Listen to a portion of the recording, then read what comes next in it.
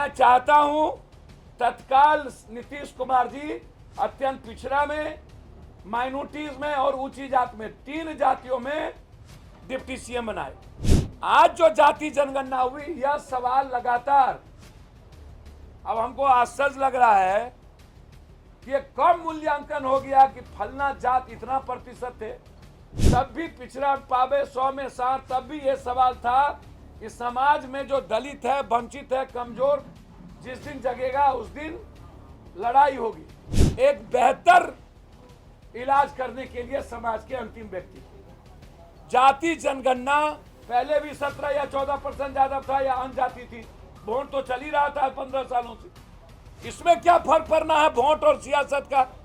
हिंदुस्तान में अत्यंत पिछड़ी जाति के लोग पीएम सीएम बनेंगे। मुसलमान को क्या हिंदुस्तान में या स्टेट में अब सीएम बनाने की प्रक्रिया होगी? क्या आप डिजिटल मार्केटिंग और अपने बिजनेस का ब्रांड प्रमोशन करवाना चाहते हैं? क्या आप इवेंट कवरेज करवाना चाहते हैं? क्या आप डॉक्यूमेंट्री फिल्म बनवाना चाहते हैं? तो जल्द ही दिए गए नंबर पर संपर्क करें। जिस तरीके से जाति को चिन्हित करके या नेता को गाली दे रहे हैं, मुझे लगता है कि ऐसे लोगों के खिलाफ सख्त एफआईआर लॉन्च होना चाहिए। पहले भी इसी तरह की कई सेना, भूमि सेना, लोरिक सेना, कुर्मी सेना, रणवीर सेना, सनलाइट सेना, हिंदुस्तान में संविधान के मुताबिक किसी भी तरह के सेना, किसी भी तरह के उत्पात मचाने वाले गैंग को इजाजत नहीं मिलती थी। फिर आज जिस तरीके से आपको पूरी की पूरी आजादी है डेमोक्रेसी में अपनी बात रखने के लिए, लेकिन जिस तरीके से मुट्ठी भर कुछ लोगों ने राम के आचरण और चरित्र को जीवन में नहीं लाकर क्षत्रियता का जो पराक्रम था, वो पराक्रम इंसानियत को बचाने के लिए थे। लेकिन जो लोग आज गाली गलौज कर रहे हैं वो सही नहीं है। जाति जनगणना, बीजेपी के लोग लगातार समाज को दिग्भ्रमित करने का प्रयास।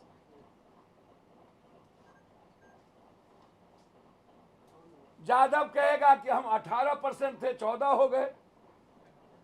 तो भैया नीतीश कुमार जी मुख्यमंत्री रहते हुए अपने जात को काहे ने बढ़ा लिया? तो वो 10 कर लेते, 9 कर लेते।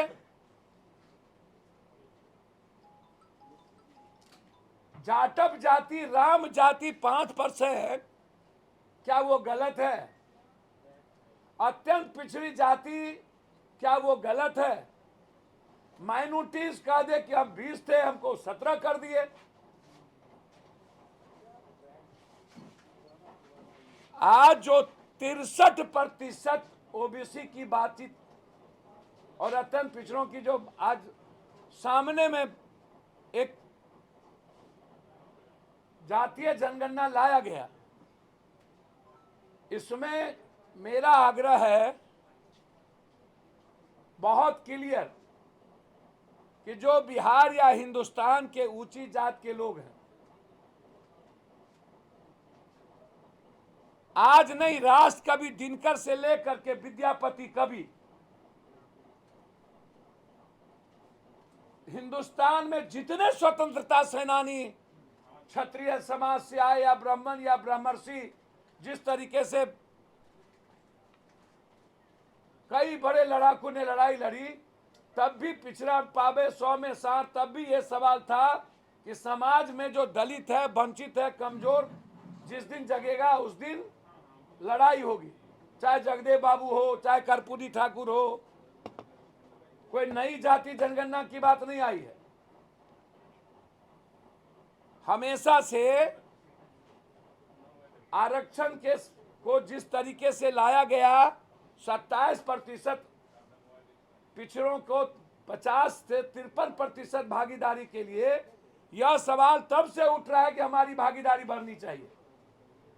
और समय के अनुसार ऊंची जात में जब एक बड़ा वर्ग गरीबी और अशिक्षा के आधार पर नीचे हुआ तो वहां भी आरक्षण का डिमांड उठा।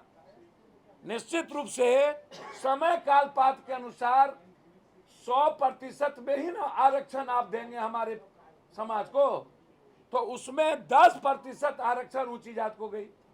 ये नई सब नया बात नहीं है जाति जनगणना। आज जो जाति जनगणना हुई, यह सवाल लगातार, अब हमको आश्चर्य लग रहा है कि ये कम मूल्यांकन हो गया कि फलना जात इतना प्रतिशत थे।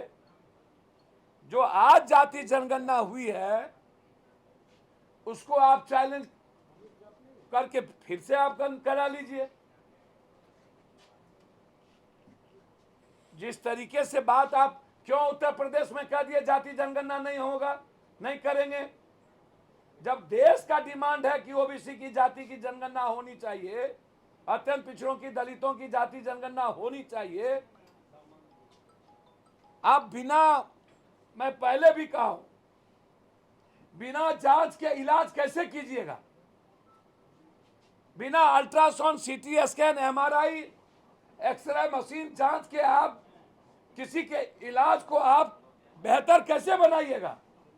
इसलिए जाति जनगणना एक जांच की प्रक्रिया है, एक बेहतर इलाज करने के लिए समाज के अंतिम व्यक्ति की। जाति जनगणना पहले भी 17 या 14% ज्यादा था या अनजाति थी, वोट तो चल ही रहा था 15 सालों से। इसमें क्या फर्क पड़ना है वोट और सियासत का? इसीलिए मेरा 3 सवाल है इस पर। पहला सवाल है कि कब आप 63% लोगों की आरक्षण में भागीदारी, जो स्टालिन ने, या जो पहला सवाल था 67% आरक्षण का, आप कब देंगे? दूसरा सवाल मेरा है कि 17% भागीदारी, मैं आपसे पूछना चाहता हूं, जरा आप हमको बताइए कि 17% माइनॉरिटी, 18% माइनॉरिटी और 32% अत्यंत पिछड़ा, मैं जानना चाहता हूं कि क्या राजनीति में अत्यंत पिछड़ा और माइनॉरिटीज को आप आगे लाएंगे? क्या विकास से लेकर आर्थिक और सियासत में भागीदारी देंगे? कब ये भागीदारी की? और आरक्षण 67% आरक्षण में अत्यंत पिछड़ा और जिस माइनॉरिटीज को आपने कास्ट के आधार पर बाइफर्केशन किया है, क्या आप उस माइनॉरिटीज की हिस्सेदारी आरक्षण में दे रहे हैं कि सिर्फ उसको बाइफर्केशन कास्ट के आधार पर कर दीजिए और माइनॉरिटीज को आरक्षण में हिस्सेदारी नहीं मिलेगी? तो माइनॉरिटीज के लोग को भी, अत्यंत पिछड़ी जाति जिसमें आप लाए, उसको भी आप आरक्षण की बात होगी। मेरा सीधा सवाल है, क्या हिंदुस्तान में अत्यंत पिछड़ी जाति के लोग पीएम सीएम बनेंगे? मुसलमान को क्या हिंदुस्तान में या स्टेट में अब सीएम बनाने की प्रक्रिया होगी? हमारी पार्टी अत्यंत पिछड़ी जाति और माइनॉरिटीज के पक्ष में है कि उसको मुख्यमंत्री बनाया जाए। हिस्सेदारी बढ़ाइए, ऊंची जात के लोगों की भी हिस्सेदारी बढ़ाइए। डिप्टी सीएम, ओबीसी में भी आप यदि मुख्यमंत्री देते हैं तो आप हमें डिप्टी सीएम बनाइए। मैं चाहता हूं तत्काल नीतीश कुमार जी अत्यंत पिछड़ा में, माइनॉरिटीज में और ऊंची जात में, 3 जातियों में डिप्टी सीएम बनाए। मेरा आग्रह है, ऊंची जात का भी एक डिप्टी सीएम, अत्यंत पिछड़ा का भी एक डिप्टी सीएम और माइनॉरिटीज का भी एक डिप्टी सीएम। एक यार सुन तो लीजिए, तेजस्वी जी डिप्टी सीएम हैं और 14% यदि ज्यादा है तो उसकी भागीदारी सबसे बड़ी अकेले जात में, उसको हिंदुस्तान में आप अलग नहीं कर सकते।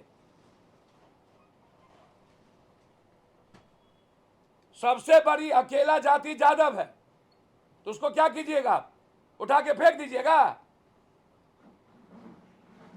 तेजस्वी जी हैं डिप्टी सीएम। मेरा सीधा सवाल है कि अभी तत्कालिक जो नीतीश कुमार जी हमारे सीएम हैं, जो अत्यंत पिछड़ा के पक्षधर है, हम चाहते हैं कि वो डिप्टी सीएम 3 बनाए।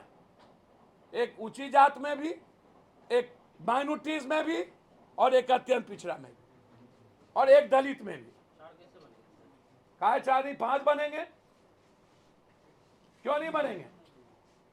जब आप जाति जनगणना लाए हैं तो राजनीतिक हिस्सेदारी भी तो बढ़ाइएगा।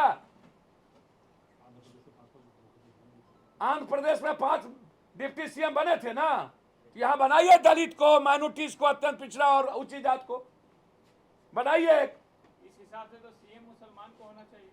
सर मैं बहुत क्लियर हूं, और इस मामले में तो इस हिसाब से तो अत्यंत पिछड़ा को होना चाहिए। सर पहले आप अपनी बात रख लीजिए, उसके बाद बहुत मैं क्लियर हूं जनाब। इस हिसाब से अत्यंत पिछड़ा भी है, सबसे बड़ी संख्या में है, तब उसको बना दीजिए।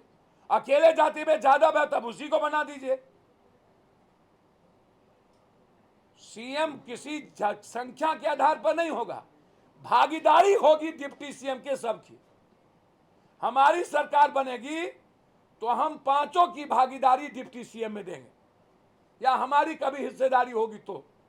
पहला, आरक्षण में माइनॉरिटीज की भी हिस्सेदारी का हम डिमांड करते हैं, जिसको आप अत्यंत पिछड़ा में लाए हैं। क्या आप डिजिटल मार्केटिंग और अपने बिजनेस का ब्रांड प्रमोशन करवाना चाहते हैं? क्या आप इवेंट कवरेज करवाना चाहते हैं? क्या आप डॉक्यूमेंट्री फिल्म बनवाना चाहते हैं? तो जल्द ही दिए गए नंबर पर संपर्क करें।